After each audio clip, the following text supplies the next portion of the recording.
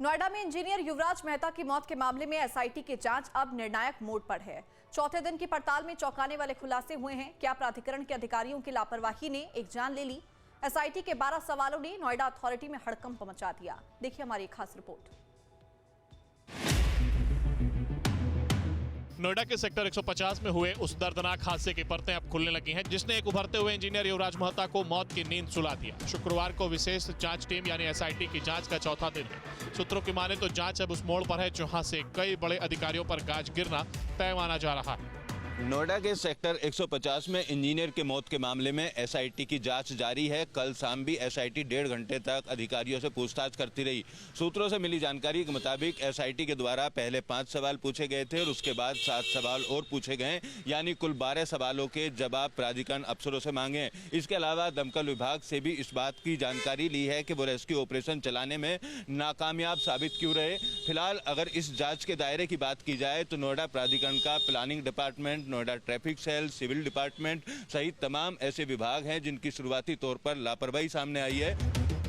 SIT ने नोएडा प्राधिकरण की घेराबंदी करते हुए पहले 5 और फिर 7 यानी कुल 12 बिंदुओं पर जवाब मांगा। प्राधिकरण के करीब 5 विभागों के अधिकारी गुरुवार को इन सवालों के जवाब तैयार करने में पसीने बहाते रहे, लेकिन एसआईटी का सबसे तीखा सवाल उस पुराने हादसे को लेकर के है। और सूत्र इस बात की भी जानकारी दे रहे हैं कि जो सीनियर अधिकारी हैं वो जूनियर अधिकारियों पर ठीकरा फोड़ने की कवायद में जुटे हुए हैं। इस बात की जानकारी सूत्रों के हवाले से मिली है कि जो भी शिकायतें उस इलाके से की गई थी उन शिकायतों पर अमल नहीं किया गया। ट्रक जब 31 दिसंबर को गड्ढे में गिरा उसके बाद भी प्राधिकरण के अधिकारियों की नींद नहीं टूटी। तो जो सूत्र बता रहे हैं कि अधिकारियों के द्वारा ये बताया गया है कि निचले स्तर के अधिकारियों द्वारा जानकारी नहीं दी गई और जानकारी ना मिलने के चलते वो काम नहीं हुआ और इंजीनियर की मौत हो गई। जांच में खुलासा हुआ है कि 31 दिसंबर को ठीक उसी जगह पर एक ट्रक हादसा हुआ था जहां युवराज की कार डूबी थी। इसके बावजूद प्राधिकरण ने कोई सबक नहीं लिया, न चेतावनी बोर्ड लगा, न सुरक्षा के इंतजाम हुए। अब एसआईटी ये जानना चाहती है कि आखिर पहली चेतावनी के बाद भी अधिकारी गहरी नींद में क्यों सोए रहे। इंजीनियर की मौत के मामले को लेकर एसआईटी हर एक उस व्यक्ति की जांच कर रही है जो इस पूरे मामले में इन्वॉल्व है। आज एसडीआरएफ की टीम को नोएडा अथॉरिटी बुलाया गया है। एसडीआरएफ की टीम से जो एसआईटी है वो पूछताछ करेगी, क्योंकि मृतक के पिता और स्थानीय लोगों के द्वारा कई तरीके के आरोप लगाए थे। रेस्क्यू ऑपरेशन को सही से ना चलाने की बात कही गई थी, तो दमकल विभाग और एसडीआरएफ की किस तरीके की भूमिका रही उसको लेकर बयान दर्ज किए जाने जो एसडीआरएफ की टीम है वो नोएडा अथॉरिटी पहुंच चुकी है। एसडीआरएफ के साथ साथ जो दमकल विभाग है, दमकल विभाग की भूमिका की भी जांच की जा रही है। सीएफओ को लेकर कई तरीके के सवाल खड़े किए गए हैं। सीधे तौर पर रेस्क्यू समय पर नहीं चला, सही तरीके से नहीं चलाया गया, ये युवराज के पिता बार बार अपने हर एक इंटरव्यू में कहते हुए नजर आ रहे हैं और दोषियों के खिलाफ सख्त कार्रवाई की मांग की जा रही है। लिहाजा जो एसआईटी का गठन किया गया है वो एसआईटी इस तमाम संबंधित विभागों से जवाब तलब कर रही है। और हैरानी की बात यह है कि सेक्टर 150 की बदहाली को लेकर के सांसद और विधायक स्तर से करीब 27 शिकायतें पहले ही दर्ज थीं।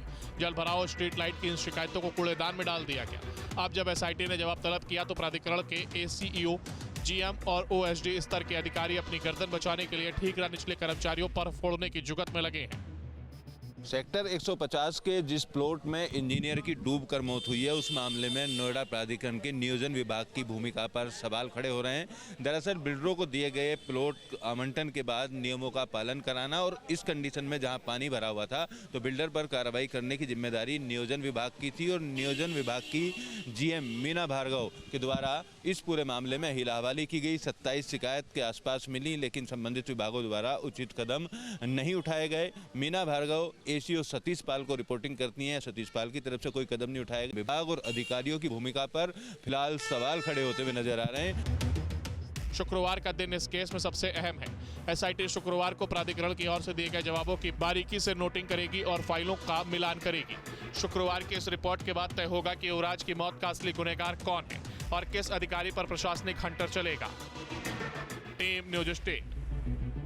आपके मोबाइल पर तुरंत आएगी ब्रेकिंग न्यूज।